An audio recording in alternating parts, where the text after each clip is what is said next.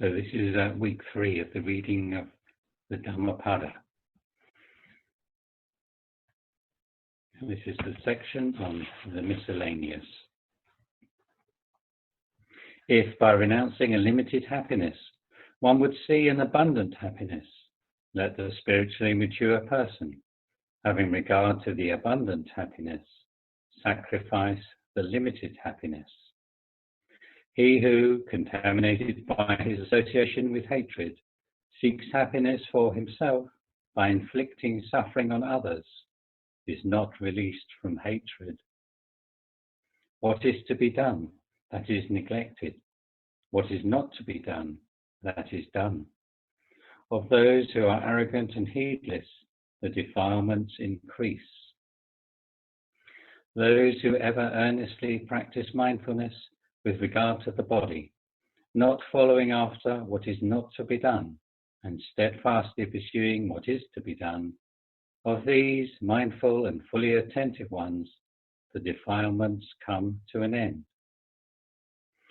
Having slain mother and father and 2 warrior kings, and having destroyed a kingdom together with the king's revenue collector, the Brahmana goes free from sin.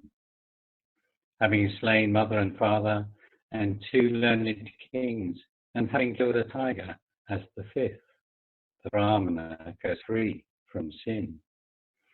Wide awake, they always arise in the morning, the disciples of Gautama, those who day and night are constantly mindful of the virtues of the Buddha.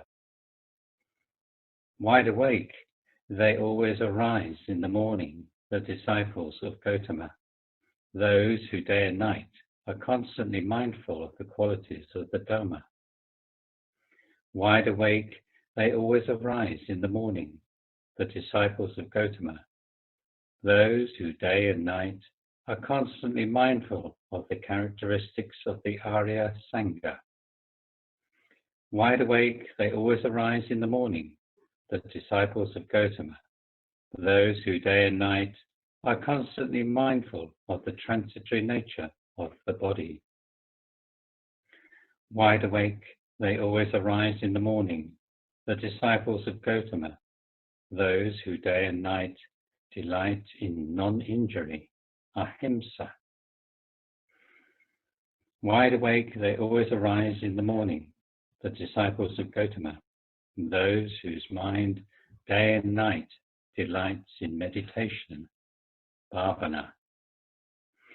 It is difficult to go forth from the home to the homeless life, and difficult to delight therein once one has gone forth. At the same time, household life is painful, and painful likewise is living together with those who are not one's peers. Travellers on the road of birth, death and rebirth are oppressed by suffering. So do not be such a traveller oppressed by suffering. He who is perfect in faith and good conduct, and possessed of fame and wealth, he is honoured everywhere, to whatever country he resorts. Like the snowy mountain range, the good are visible even from afar. The wicked are not seen, like arrows shot in the night. He who sits alone, lies down alone, and walks alone without weariness, and who strives all alone to subdue himself, he will take delight in the solitude of the forest.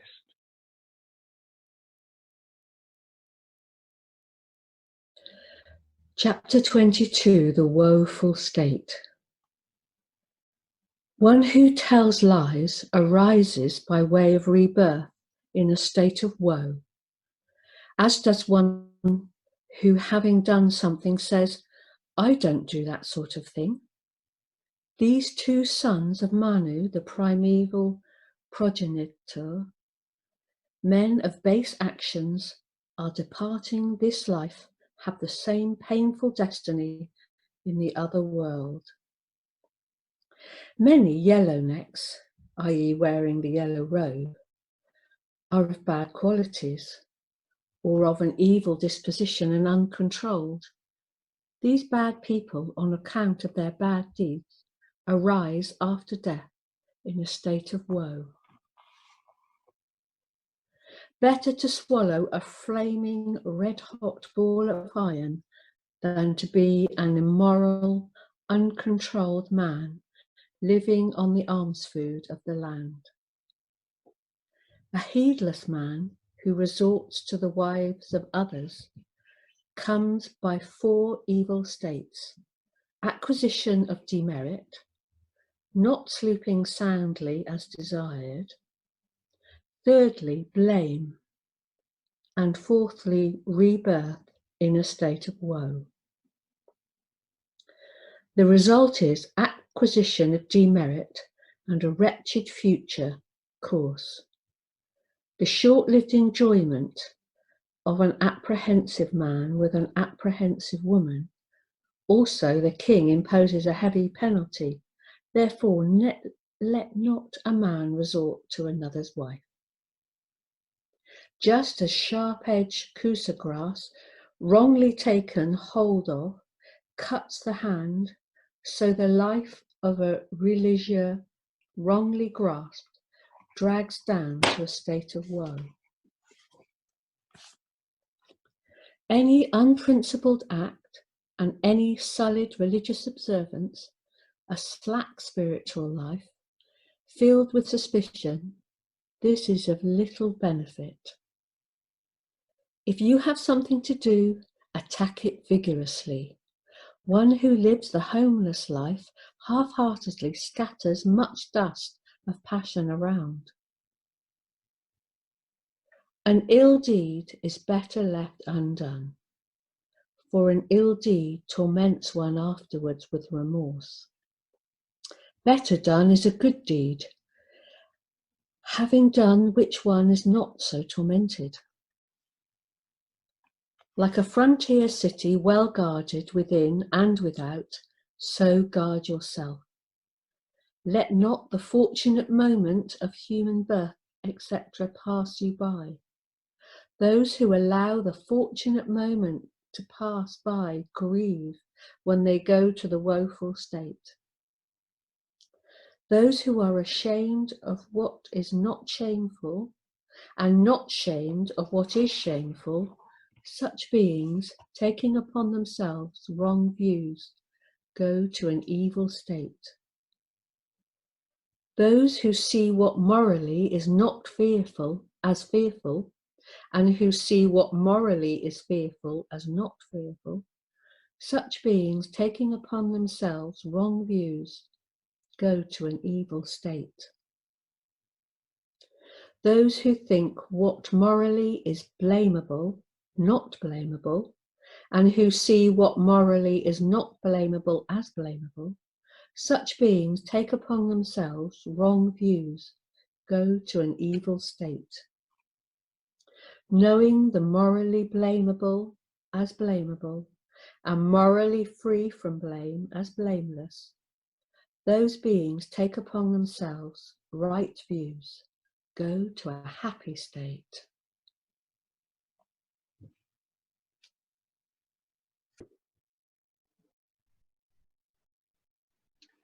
Chapter 23, The Elephant.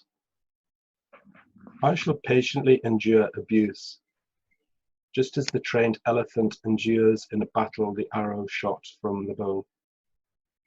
The many are indeed ill-natured or badly behaved. The tamed elephant is led to the assembly. The king mounts the tamed elephant. Among men, best is the self-controlled person who patiently endures abuse.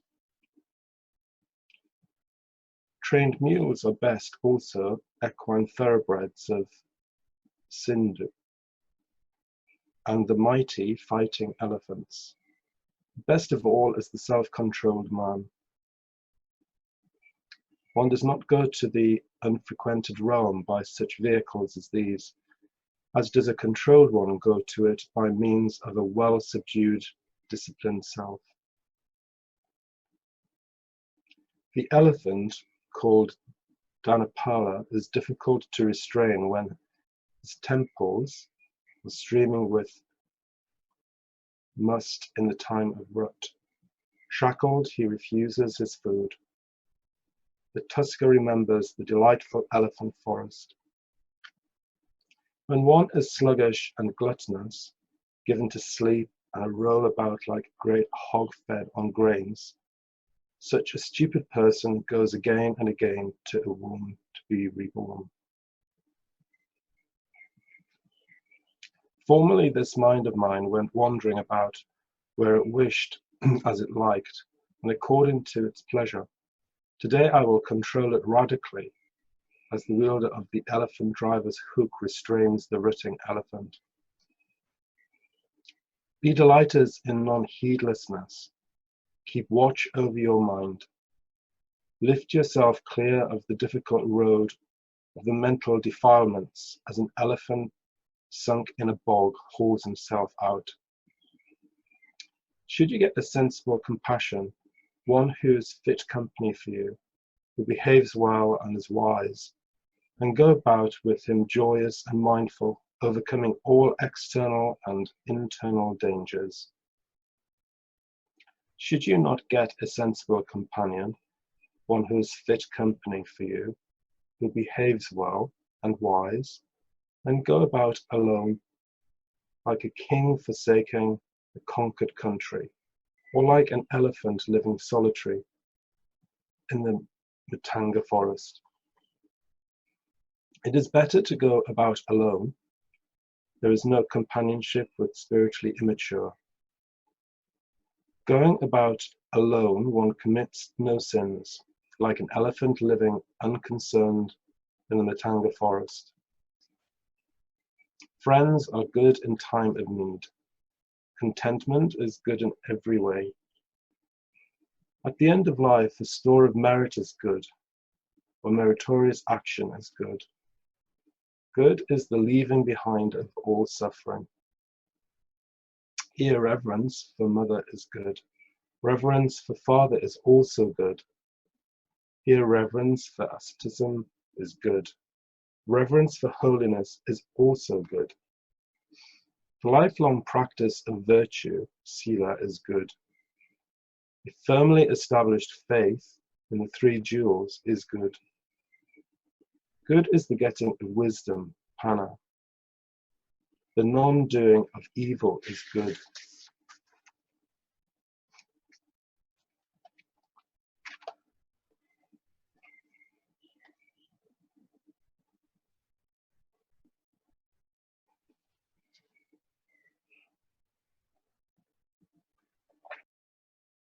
Chapter 24. Craving. The craving of the man who lives carelessly increases like the Maluva creeper. He runs from existence to existence like a monkey in the jungle, leaping from tree to tree in search of fruit. Whoever in the world is overcome by this wretched, abusive craving, his sorrows grow like the banana grass that is rained upon. Whoever in the world overcomes this wretched, adhesive craving, so difficult to overcome, his sorrows fall from him like drops of water from the lotus leaf. I tell you this, be of good cheer, as many of you are here assembled.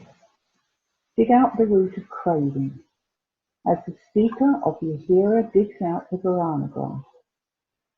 Don't let Mara, the evil one, break you again and again, as the river in spate breaks the reed.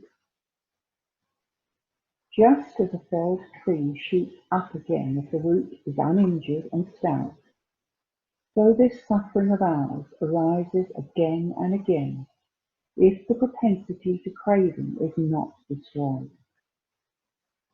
The currents of his passion-based thoughts carry him away, that man of wrong views, for whom the 36 streams of craving, flowing towards what is pleasurable, are strong.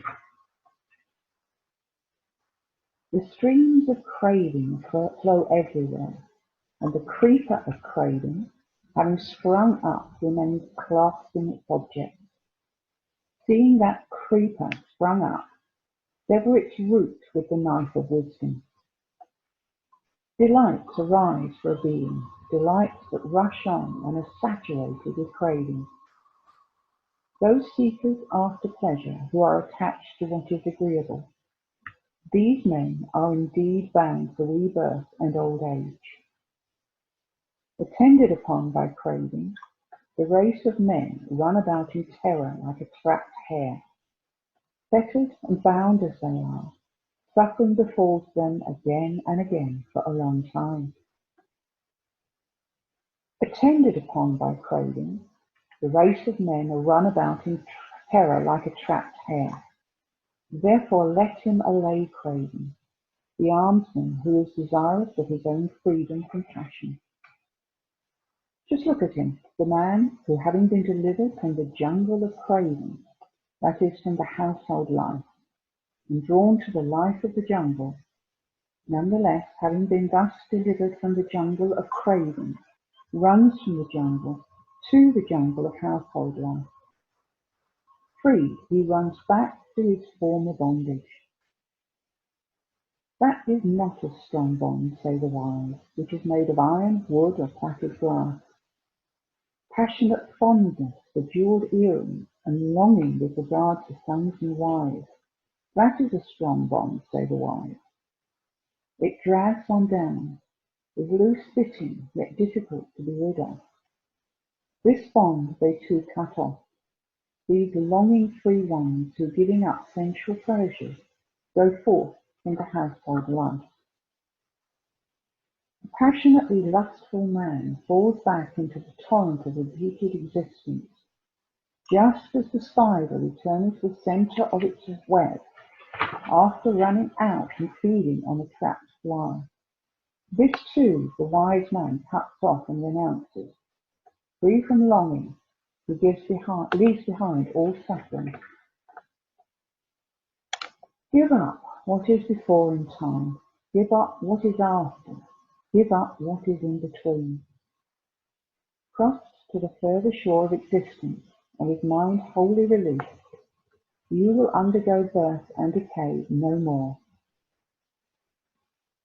For the person of disturbed thinking, whose passions are acute, and who looks only for what is lovely, craving grows apace. He who delights in calming down his thinking, who meditates on the lovely as being truly unlovely, and who is always mindful, he will cut through the bond of Mara, the evil one.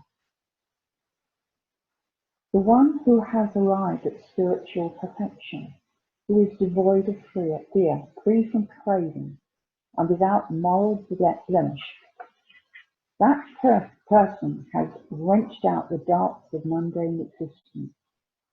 This is the last body he will reach. One who is free from cravings, not grasping, skilled in the explanation of doctrinal terms, and who would understand the words of the Buddha's teaching in context, that person is truly called a wearer of his last body, very wise and a great man.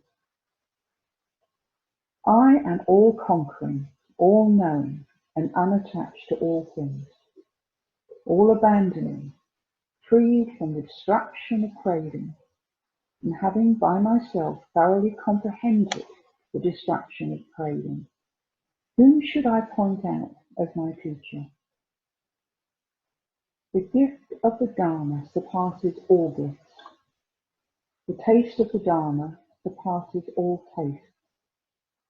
Delight in the Dharma surpasses all delights.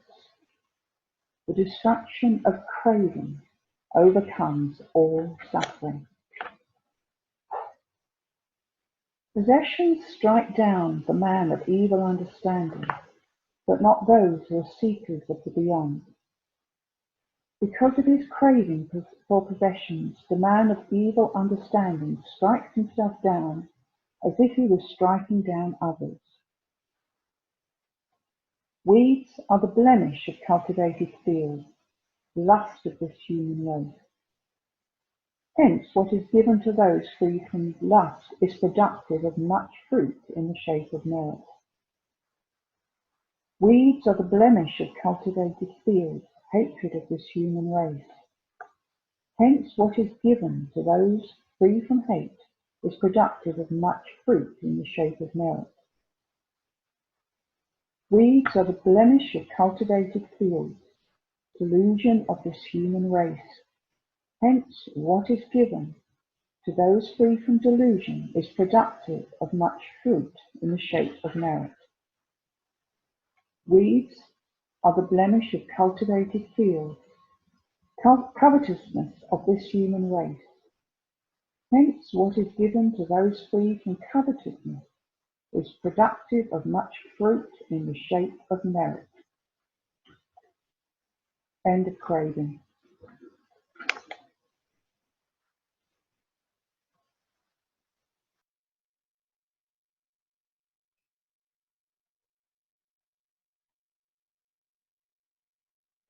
Chapter 25, The Almsman.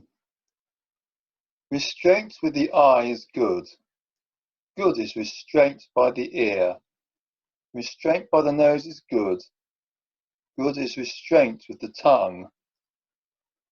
Bodily restraint is good. Good is restraint in speech. Restraint of the mind is good. Good in all respects is restraint. The almsman who is in all respects restrained is freed from all suffering. He is truly called an almsman whose hands are controlled, whose feet are controlled, whose speech is controlled, who is controlled in thought or supremely controlled, whose delight is within and who is collected solitary content. The utterance is sweet of that almsman who controls his mouth, who speaks in moderation, who is not puffed up with his knowledge, and who explains the meaning of the Buddha's words and their practical application. An almsman who abides in the teaching, who delights in the teaching, who reflects on the teaching, and who bears the teaching in mind, will not fall away from the true teaching, Sadharma. Let us not despise what he has gained by way of alms. Let him not live envying the gains of others. The almsman who envies the gains of others does not attain to meditative concentration. Even if an almsman's gains by way of alms be very little, let him not despise what he has gained. The gods praise him who is of a pure livelihood and unwearied.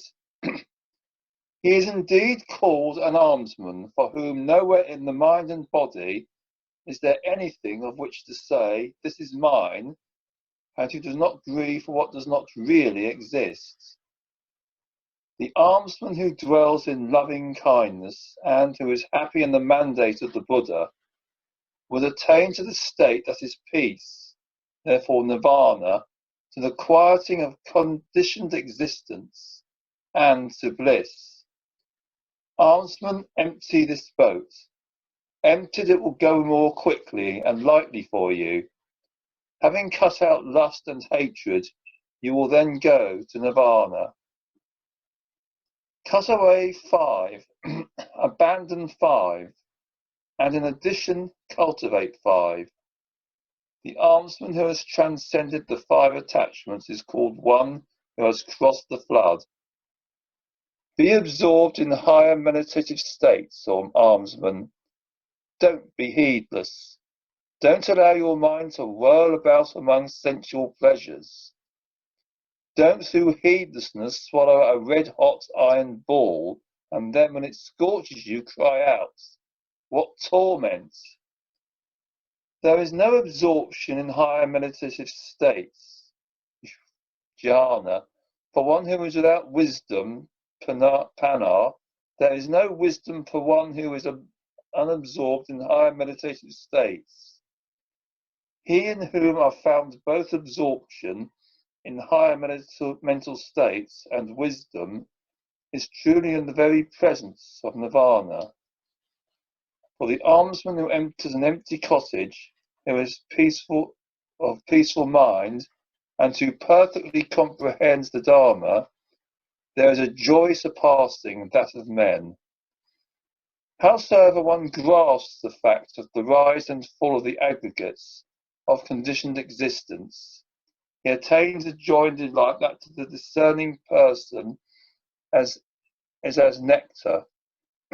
Here in the world, the first thing for the wise almsman is this: control of the senses, contentment, restraint through observance of the almsman's code of conduct, and association of friends who are virtuous, of pure life, and energetic. Let us be hospitable and well-mannered, being on this account full of happiness, one will make an end of suffering.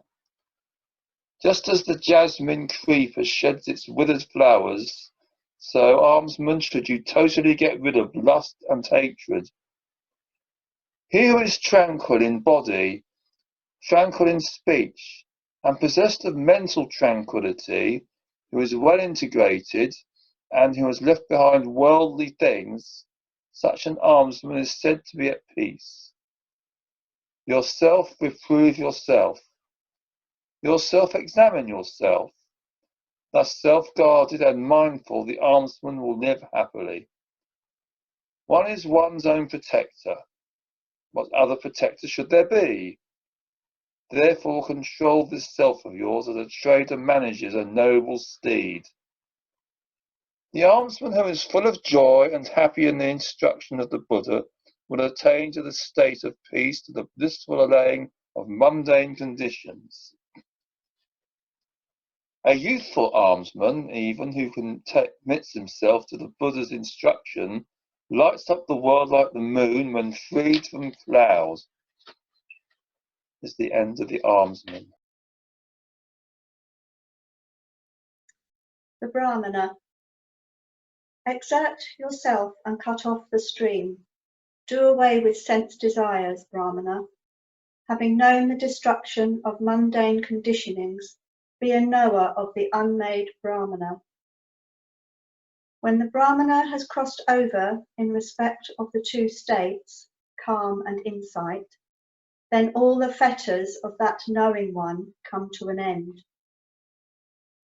I call him a Brahmana for whom there exists neither the further shore nor the hither shore, nor both, and who is without distress and free from all bonds.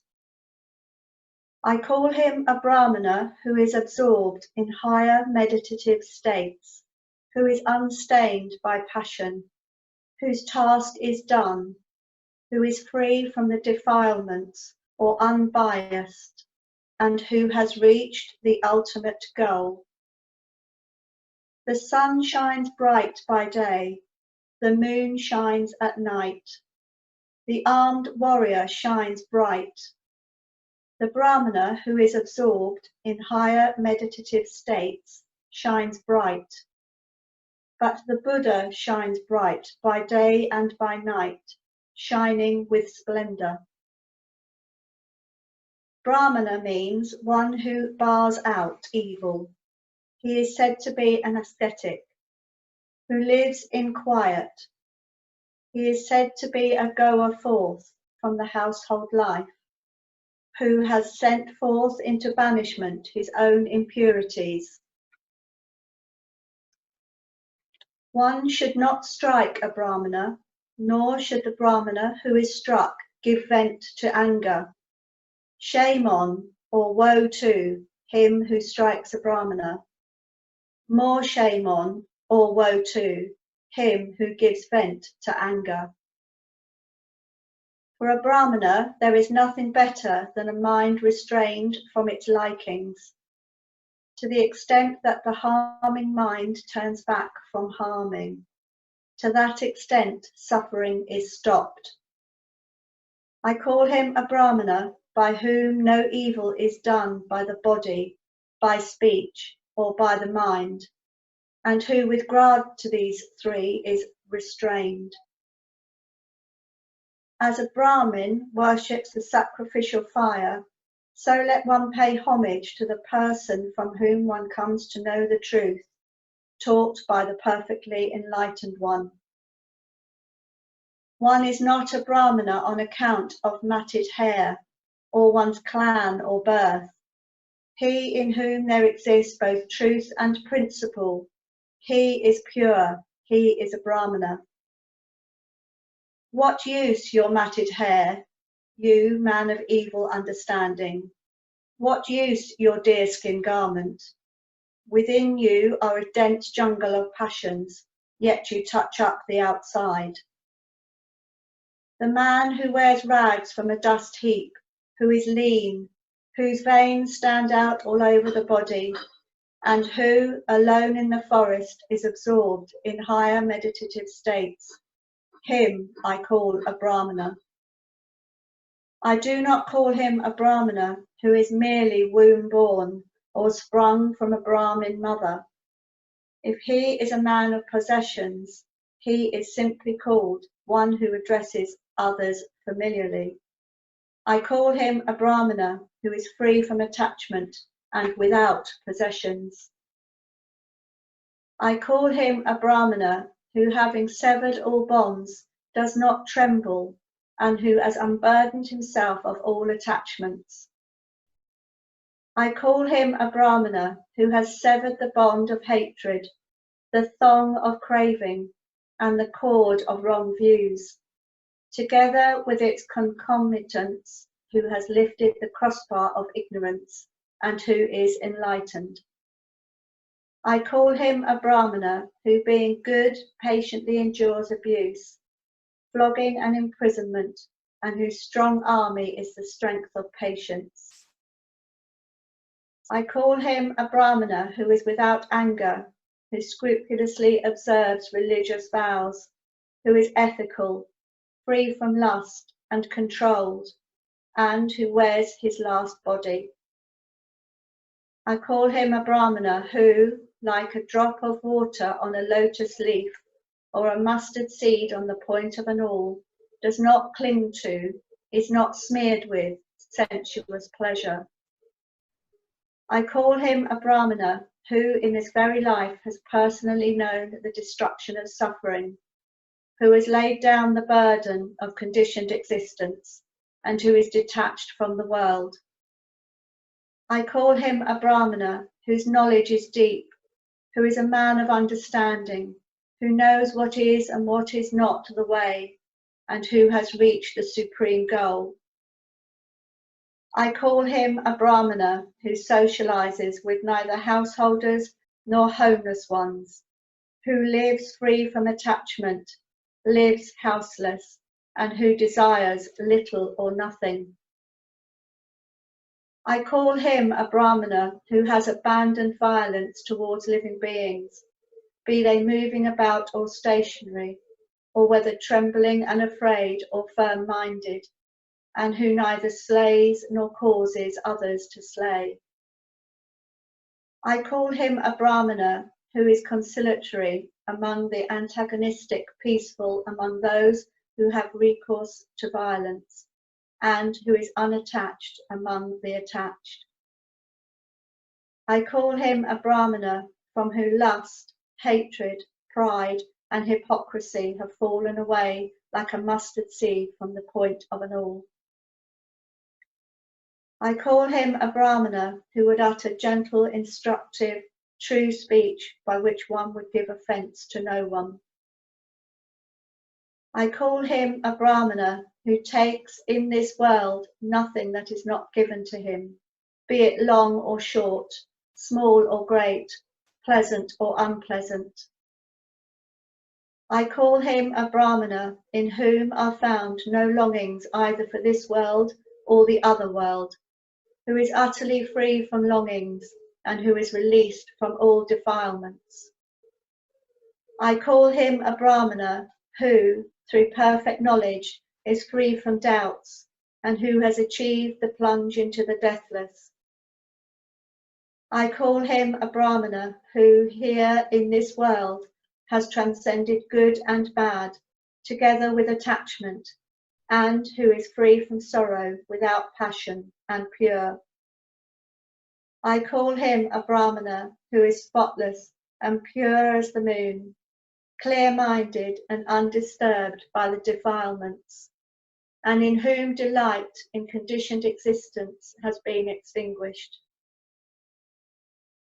I call him a Brahmana who has passed over this dangerous or muddy track of the passions, this fortress of delusion that is repeated existence, who has crossed the flood and reached the further shore, who is absorbed in higher meditative states, who is passionless and free from doubts, and who, being without further clinging, is at peace in nirvana. I call him a Brahmana who, having here in the world given up the pleasures of sense, goes forth as a homeless one, and who has destroyed craving for sensuous existence. I call him a Brahmana who, having here in the world given up craving, goes forth as a homeless one, and who has destroyed craving for conditioned existence. I call him a Brahmana who, having discarded human bonds and transcended celestial bonds, is delivered from all bonds whatsoever. I call him a Brahmana who has given up attachment and aversion, become tranquil, cool, and free from the substrates of conditioned existence, and who thus is a hero victorious over the whole world. I call him a Brahmana who knows in every way the passing away and arising of living beings, who is unattached, living happily and enlightened. I call him a Brahmana whose trapped gods, celestial musicians, and human beings do not know that supremely worthy one who has destroyed the defilements.